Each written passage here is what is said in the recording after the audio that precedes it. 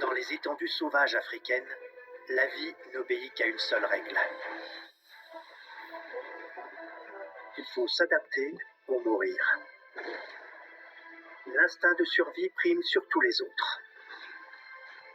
Partez à la découverte d'un univers impitoyable et inoubliable.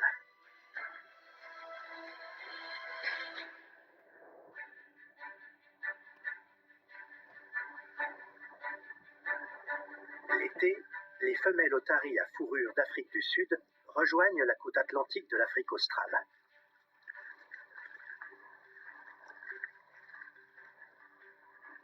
Elles ont passé le gros de l'année au large à faire des réserves. L'une d'elles porte un petit et se fait distancer par le groupe.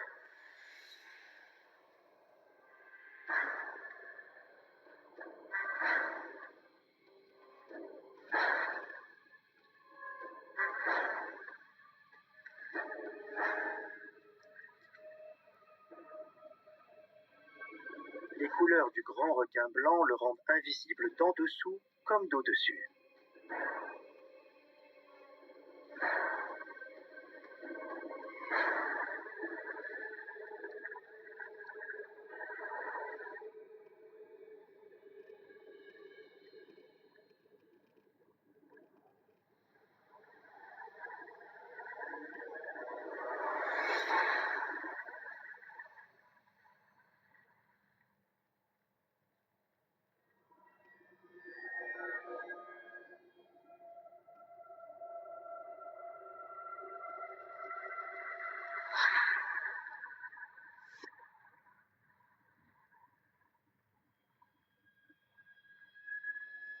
L'otarie agile a échappé d'un rien aux mâchoires redoutables.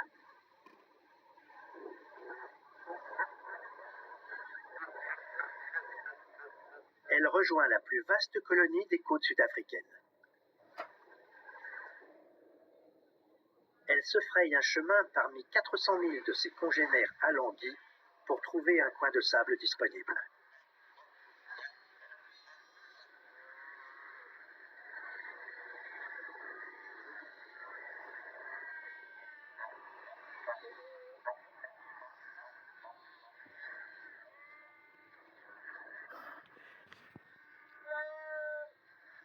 Il était plus que temps.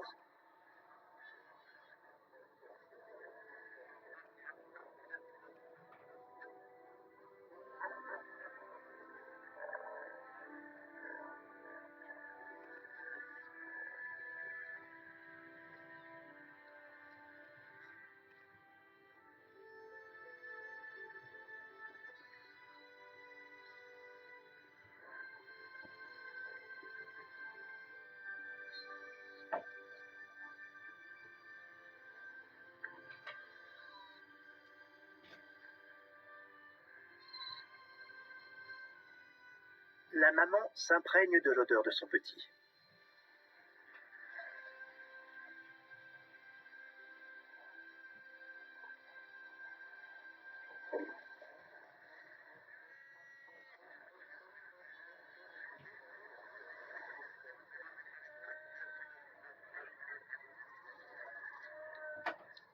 Il s'abreuve d'un des laits les plus riches au monde. Il aura bien besoin de toutes ces calories quand sa mère repartira pêcher.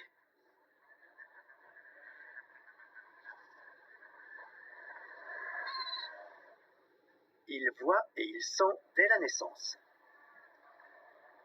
Sa mère est capable de reconnaître sa voix parmi des milliers de petits qui lui ressemblent comme deux gouttes d'eau.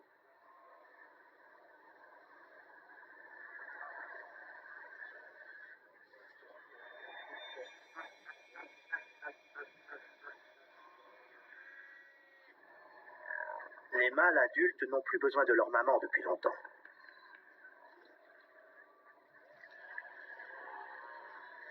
Ils ne pensent qu'au pouvoir et à leur rang.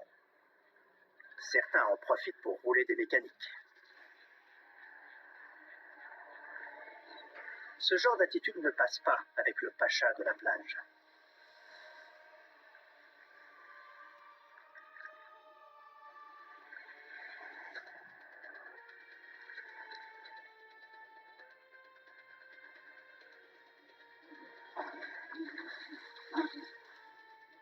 Ces beaux bébés de 350 kilos ont de l'agressivité à revendre, de longues canines et 6 griffes acérées.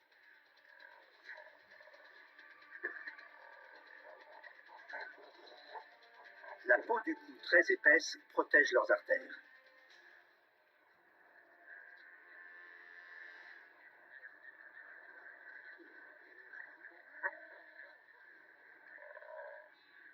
L'intrus ne fait pas le poids. Il se ravise et s'en va.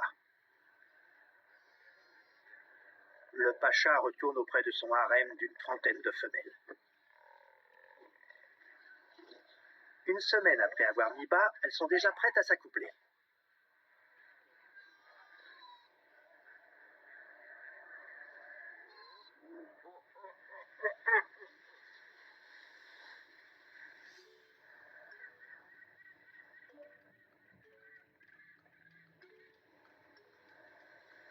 La saison des amours ne concerne pas que les otaries.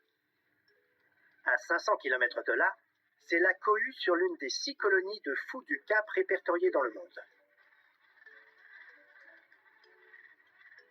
Chacun attend le retour de son partenaire avec impatience.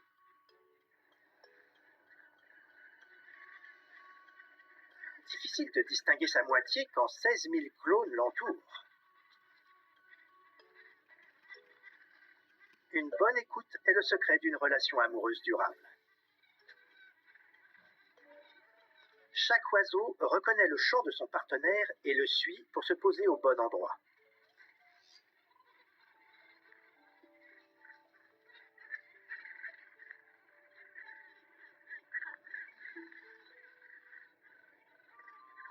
Le couple réuni défend son lopin de plage comme il peut. Père et mère se relaient pour couver un unique œuf au chaud sous leurs pattes noires et palmées.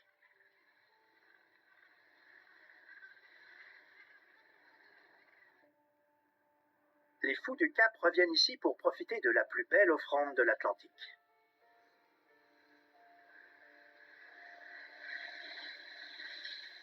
Le courant de Benguela commence à remonter tumultueusement depuis le Cap de Bonne-Espérance.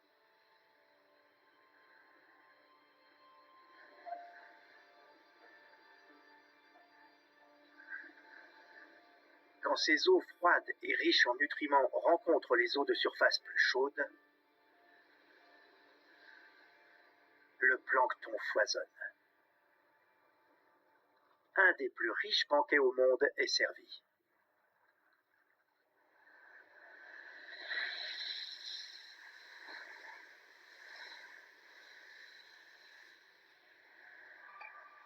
Parmi les convives, il en est un qui est particulièrement célèbre. Le manchot du Cap, toujours sur son 31. Seule une poignée d'espèces de manchots peuvent supporter les 45 degrés étouffants qui règnent hors de l'eau. La glande rose surmontant leurs yeux permet d'évacuer le trop-plein de chaleur. Plus il fait chaud, plus elle rosit. Faire trempette ne fait pas de mal non plus.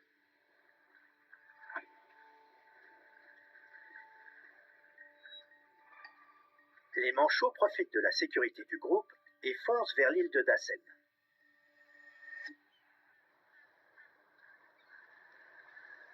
Elle accueille 1900 couples reproducteurs.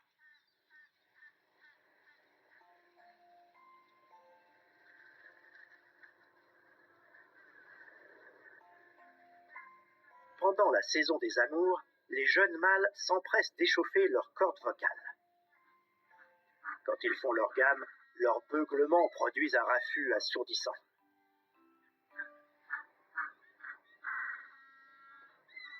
Chacun cherche l'octave qui fera de lui un bon parti.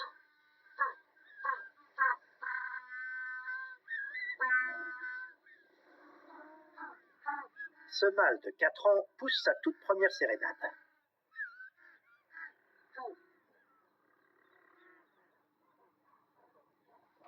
Ses efforts ne tombent pas dans l'oreille d'une sourde. Mais la demoiselle ne veut pas brûler les étapes. Elle cherche son Roméo, Et chez les manchots, on s'unit pour la vie.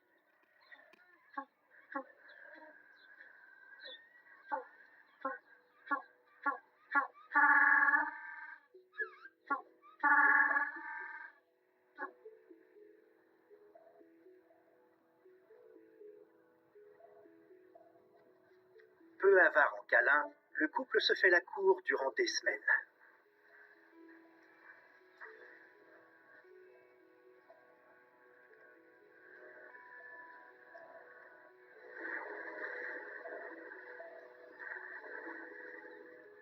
Sur la plage, une foule de jeunes célibataires cherche l'âme sœur.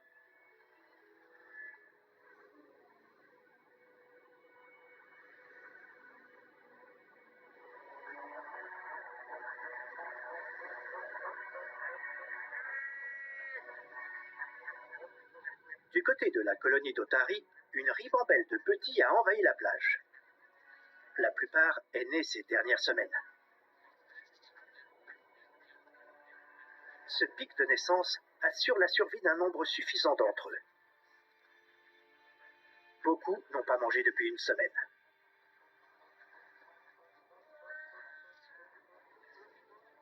Les pachas, eux, sont à la diète depuis un mois. Pas le temps de manger quand on doit assurer la survie de l'espèce.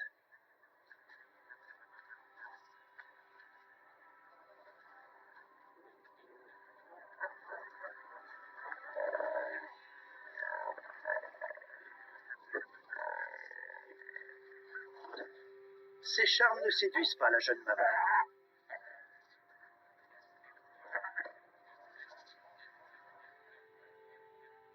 Elle préfère partir à la pêche pour assurer sa production de lait.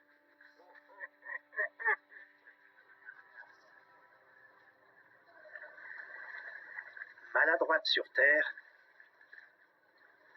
son corps profilé en fait une plongeuse agile une fois dans l'océan. Mais une menace rôde dans les hauts fonds.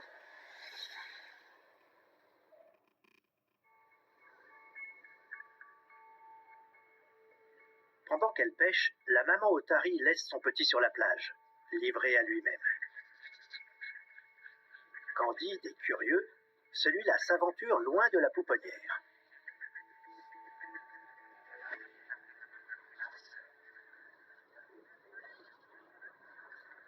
Il rencontre une autre mère sur son chemin. Celle-ci ne veut personne près de son petit. Elle le bourlingue comme un vulgaire ballon de plage.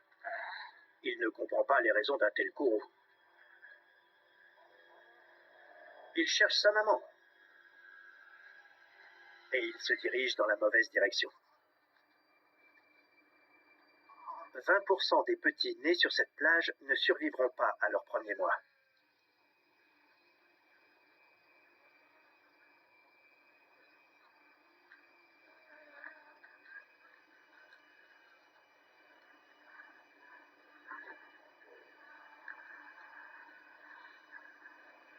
Même s'il retrouve sa litière, sa mère n'y reviendra pas avant d'avoir mangé.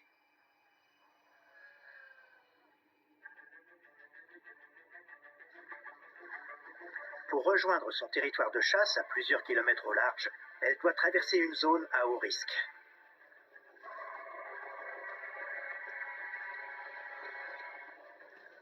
Le royaume de l'ennemi juré des Otari.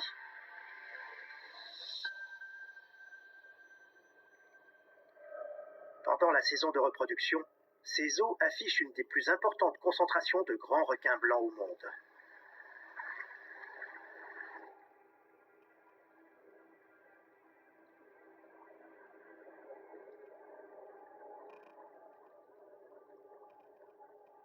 Mais le jeu en vaut la chandelle. L'Otari touche le pactole quand elle tombe sur un banc massif de sardines bien grasses. Mais aucun repas n'est gratuit dans l'océan. Sauf pour les requins.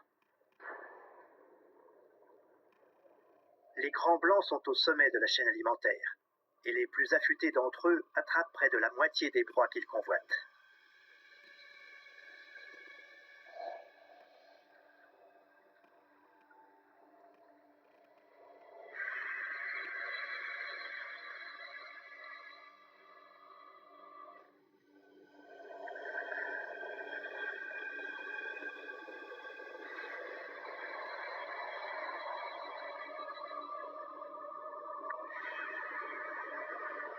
Il surgit brusquement de l'obscurité à plus de 40 km/h.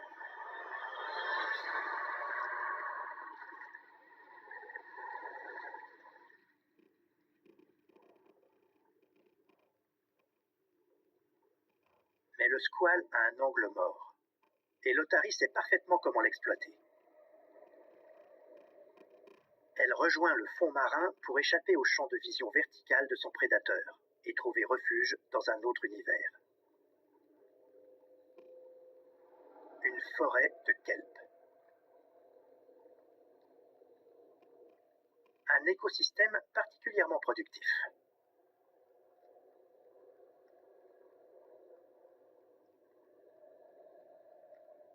Les requins évitent cet entrelac végétal comme la peste. C'est donc le terrain de jeu idéal des jeunes otaries qui doivent s'aguerrir à la nage et à la pêche.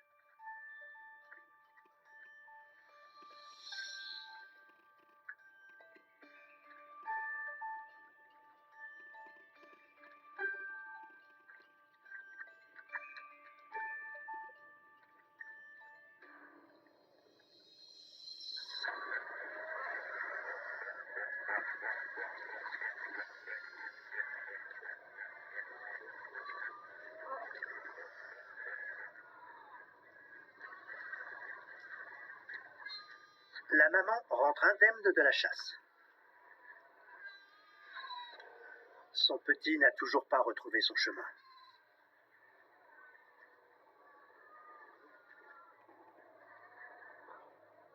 Le vacarme de la colonie étouffe ses appels désespérés.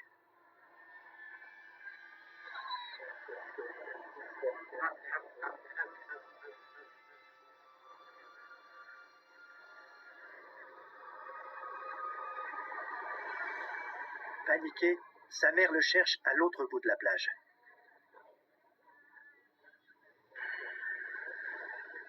Dans le ciel, un vol de goélands traque également les bébés otaries.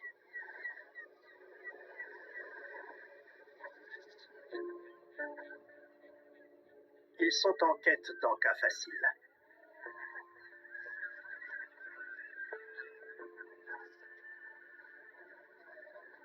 Ils picorent les cadavres de bébés.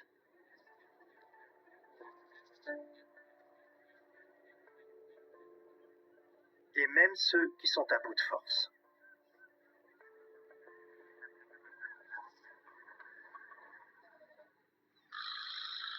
Sur l'île de Tassen, le moral est au beau fixe. Le tout jeune couple de manchots vit sa lune de miel. Le duo enthousiaste a déjà creusé le futur nid de sa première couvée.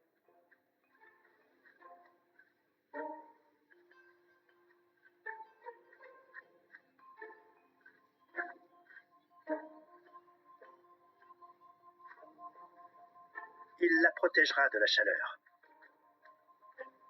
Le confort du logis doit être irréprochable.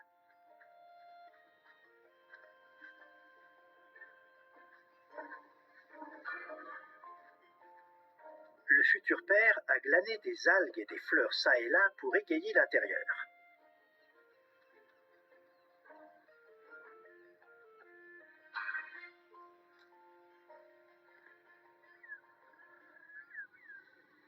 Tout est prêt. Ils peuvent se consacrer à leurs 2 œufs. Chez le manchot, père et mère se partagent la couvaison à tour de rôle.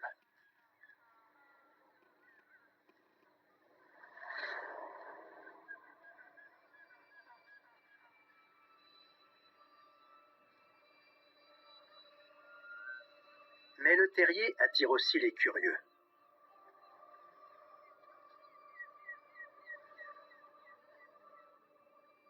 Le pire voleur d'œufs de l'île. L'air innocent de ce goéland ne trompe personne.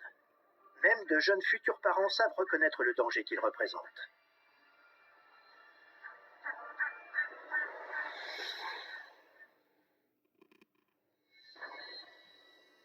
Les jeunes manchots qui ont des œufs à couver ne peuvent pas baisser leur garde, car des goélands dominicains mijotent un vilain tour. Ce chapardeur professionnel est aussi rusé que patient. Il scrute le moindre moment d'inattention. Il a commis son méfait.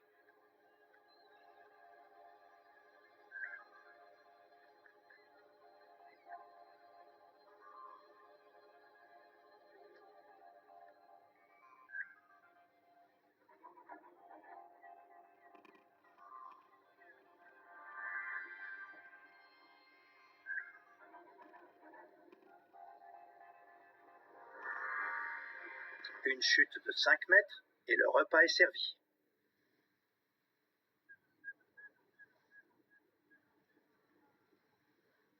Les néo-parents essuient un échec.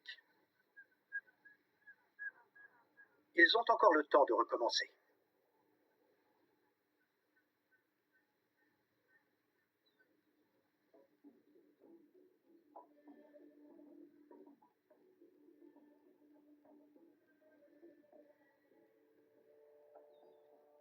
Ils se montreront intraitables pour protéger leur couvée suivante durant 40 jours harassants.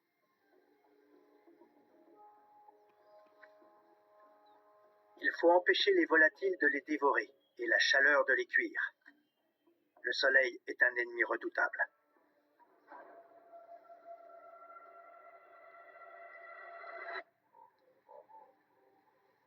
Ils ont de la compagnie. Plus de 500 couples de pélicans blancs forment ici la deuxième colonie la plus importante d'Afrique australe.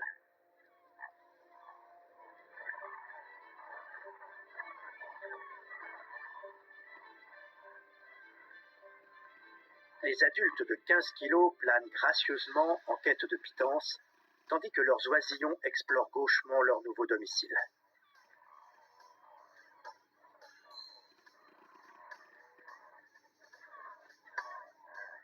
Il faut du temps pour s'habituer à une envergure de près de 3 mètres.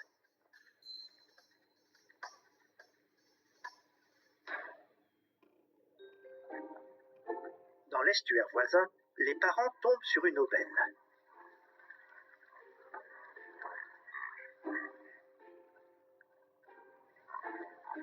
Ils rabattent les poissons vers les bas-fonds. Puis ils plongent leur bec béant à l'unisson pour les emprisonner.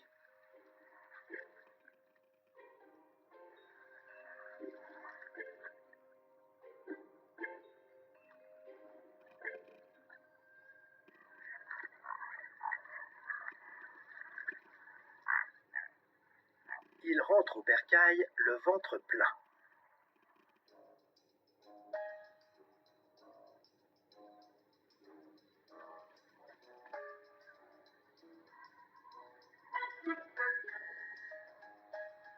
Leurs oisillons sont déjà experts à une chose: plonger la tête la première dans le gosier parental.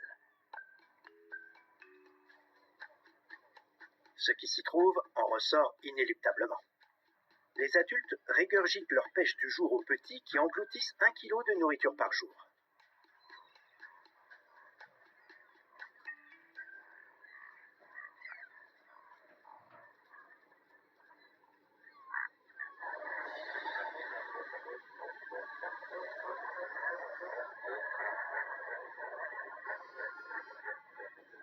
Chez les otaries, la maman et son petit ne se sont toujours pas retrouvés.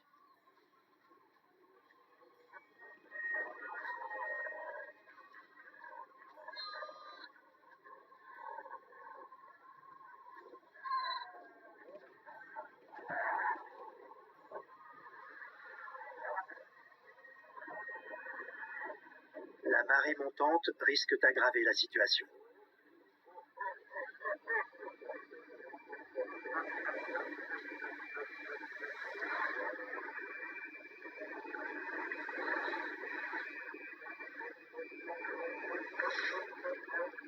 La nage n'est pas innée chez l'otari.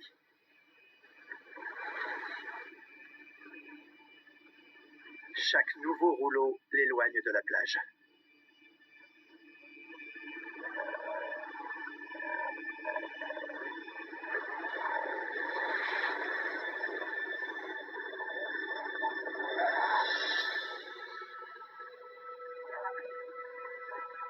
L'océan relâche enfin son étreinte fatale.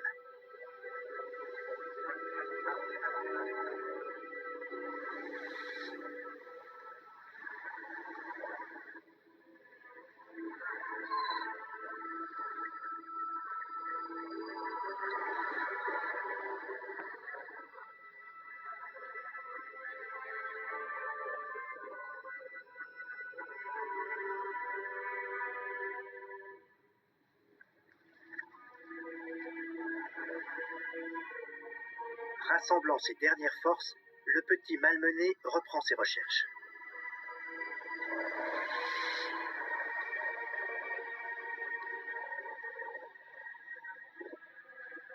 Épuisé et affamé, il ne tiendra plus très longtemps.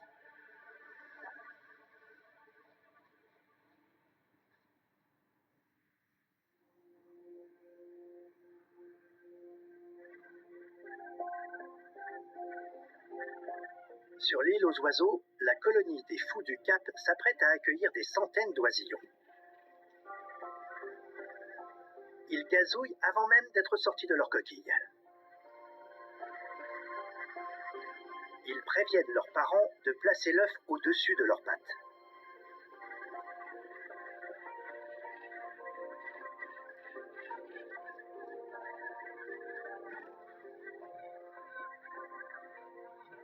L'un reste au chevet de l'oisillon et l'autre part pêcher.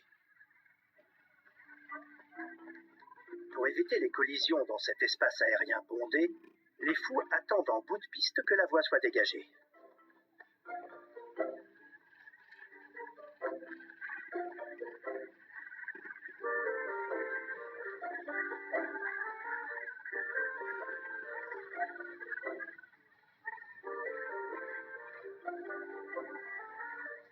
Une fois dans les airs, l'escadron s'élance vers le grand large.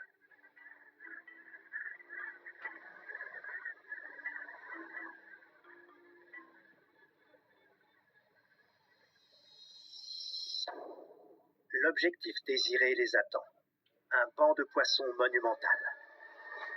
Mais ce buffet marin n'attire pas que des volatiles.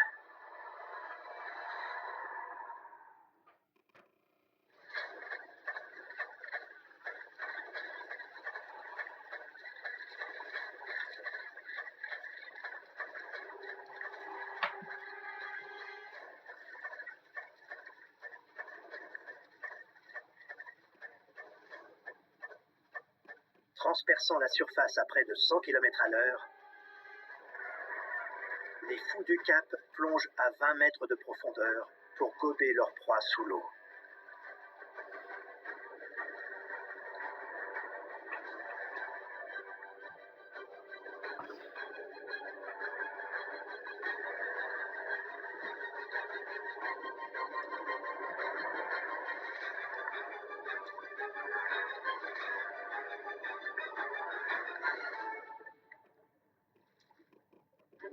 Les requins cuivres des alentours se joignent à la curée.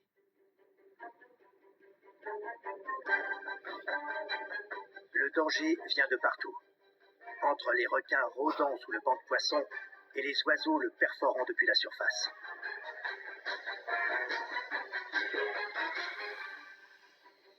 Dans cette frénésie, les volatiles risquent à tout moment de se faire éperonner par le piquet d'un congénère ou d'être croqués par un requin peu regardant.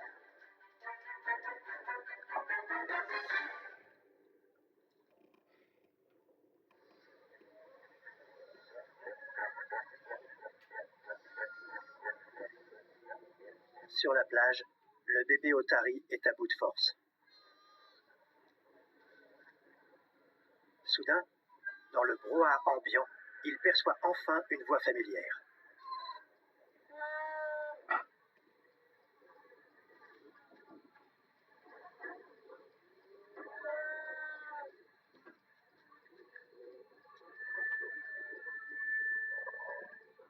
Un mur d'otaries avachis se dresse devant lui.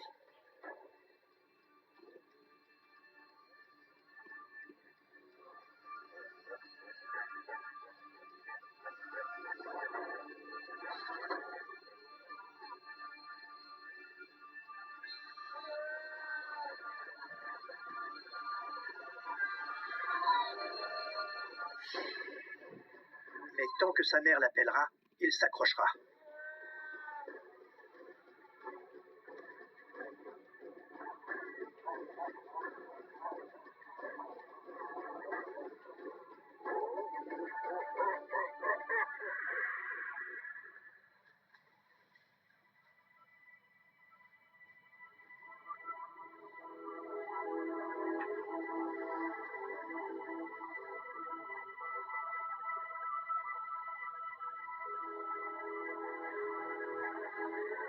Après tant d'émotions, il a bien besoin de repos et de lait.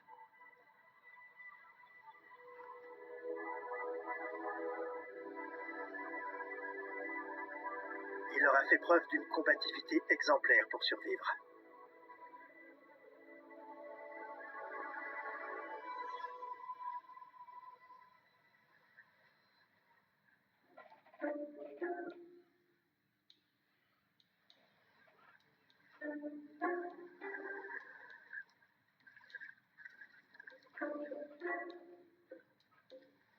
Sur l'île de Dassen, la maman manchot rentre de la pêche juste à temps pour saluer les nouveaux membres de la colonie.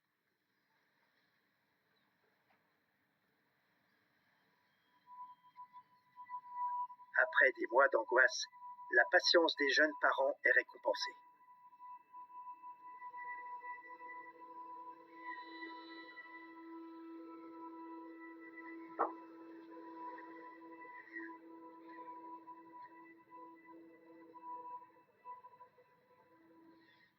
La première sortie des oisillons est l'occasion pour leurs parents de claironner leur fierté.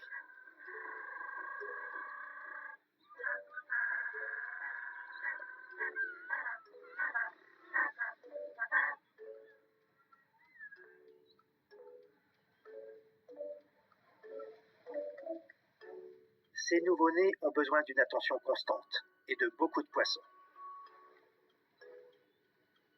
Leur mère régurgite la majeure partie de sa pêche. Mais ce n'est pas assez.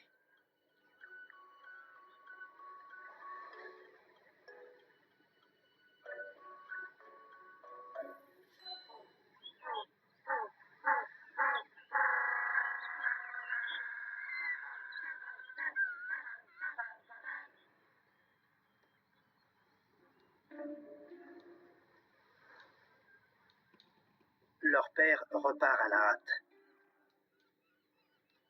Il ralentira sa digestion sur le chemin du retour.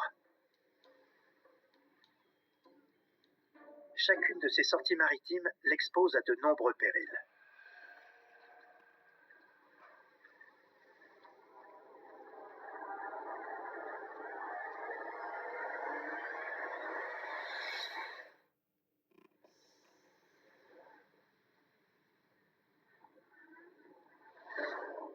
Une nouvelle escouade de manchots part au large pour rapporter de quoi nourrir leurs oisillons voraces.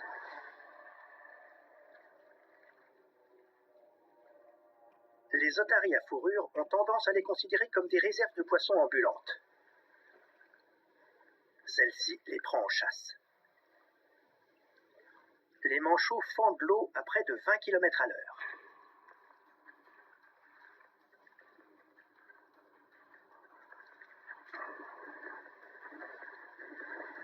Les otaries sont juste un peu plus véloces.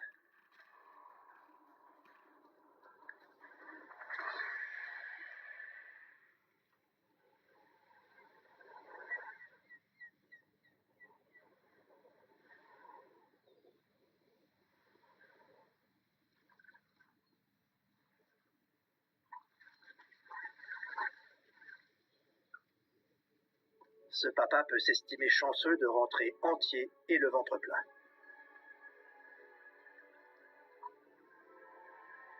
En cas d'échec, ces oisillons étaient condamnés.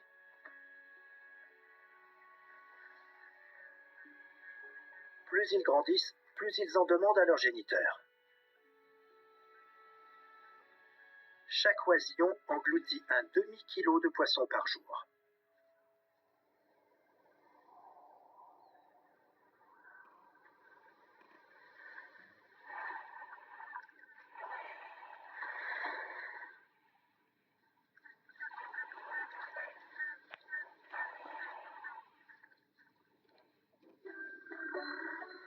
ce stade, les parents rêvent déjà de voir leur petit quitter le giron familial.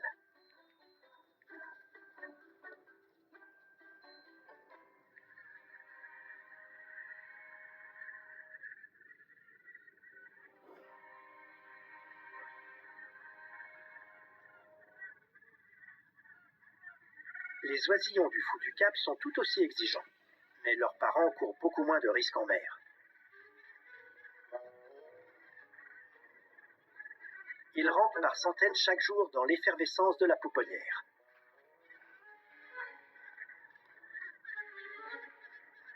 Les plumes des petits apparaissent déjà.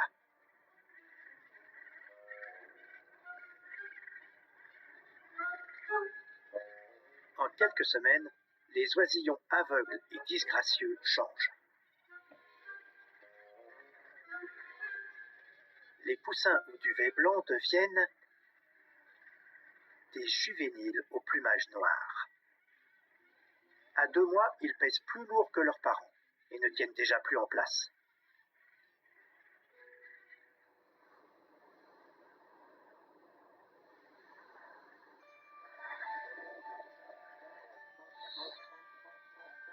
Le vent du changement souffle aussi sur les otaries.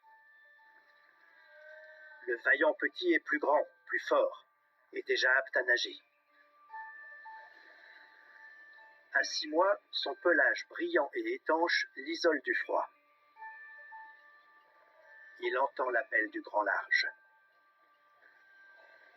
Mais le grand bain attendra encore un peu. Il doit encore s'aguerrir dans les vagues près du bord.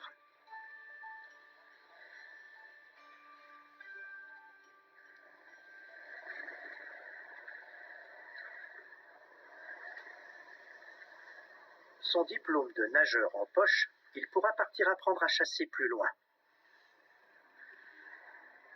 Mais pour l'heure, il profite du soleil et des sardines.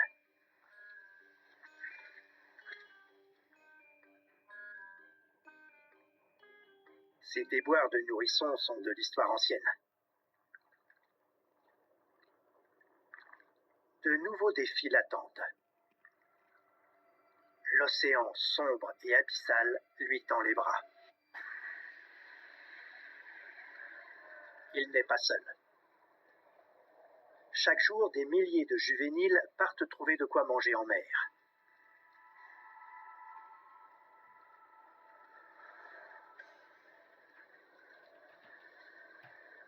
La concurrence est rude. Et le danger est constant.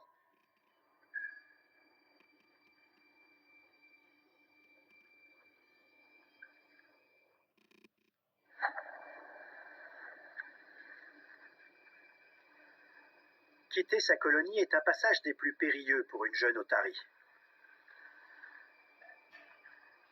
Il faut parcourir les premiers 100 mètres à toute allure pour éviter la foule de rôdeurs qui patrouillent dans le secteur.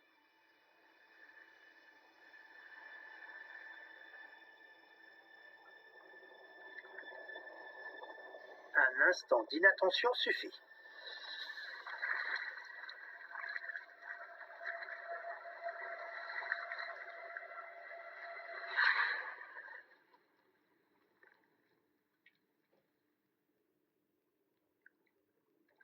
Mieux vaut retenir la leçon, et vite.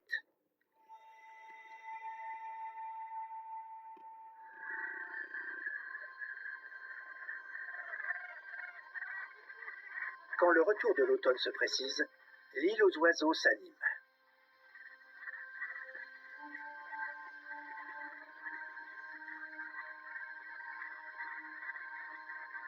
C'est le grand jour pour beaucoup de jeunes fous du Cap qui s'apprêtent à faire leur baptême de l'air.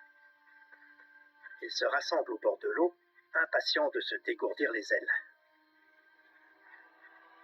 Mais avant de prétendre devenir des as de la voltige, ils doivent apprendre à amérir. Et plus important encore, ils doivent réussir à redécoller.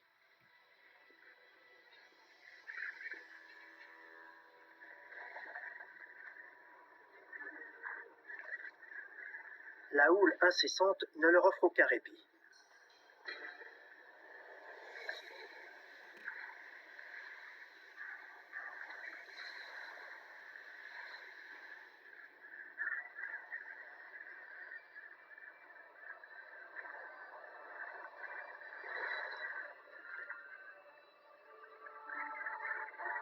Tant qu'ils ne volent pas, ils sont en danger dans l'eau.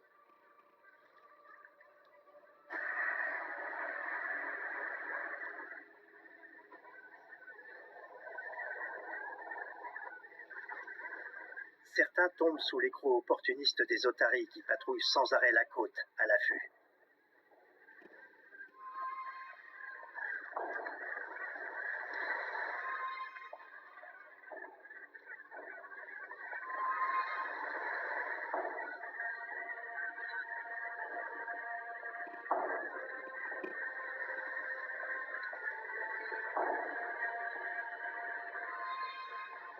Une fois sevré, un juvénile n'a que 10 jours de réserve de graisse devant lui.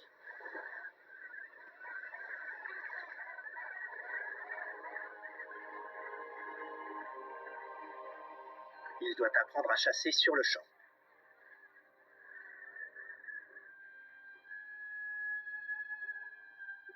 Sur l'île de Dassen, les manchots ont vécu une très belle saison. Seuls 10% des couples parviennent à élever 2 petits jusqu'à l'indépendance. Ce jeune couple en fait partie. Leurs oisillons ont pratiquement perdu tout leur duvet. Et déjà, leur plumage étanche affleure. Dans quelques années, l'instinct les ramènera ici pour y pousser leur bruyante sérénade.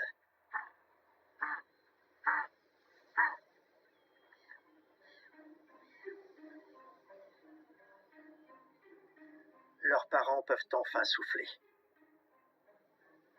Ils se quitteront bientôt pour rejoindre des escadrons de pêche et se remplumer.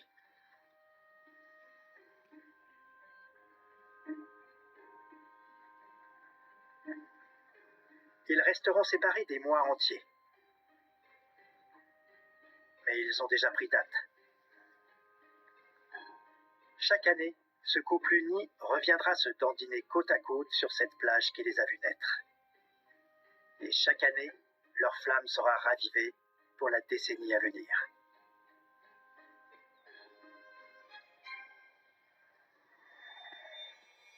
Au large, la jeune otarie s'est placée sous le vol de fous du cap qui traquent le poisson.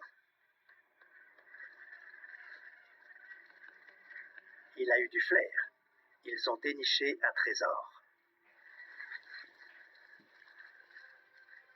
Les juvéniles affûtent leur technique de piquer avec assiduité.